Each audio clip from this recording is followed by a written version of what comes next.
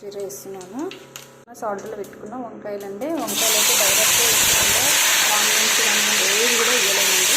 అయితే నేను వేయాలండి. ఇది కొంచెం ఆయిల్లో ఫ్రై అయిన తర్వాత ఆనియన్స్ వేస్తానండి. 2 ఆనియన్స్, 4 మిరపకాయలు అండి, పచ్చిమిరపకాయలు. తర్వాత ఒక్కసారి కలుపుకోవాలి. 3 రెమ్మల కరివేపాకు, 1 స్పూను అల్లం వెల్లుల్లి పేస్ట్, పసుపు అండి, టమాటా కట్ చేసుకున్నానండి. వంకాయ ఎలా చేయాలో నేను చూపిస్తున్నాను, ఒకసారి చూడండి.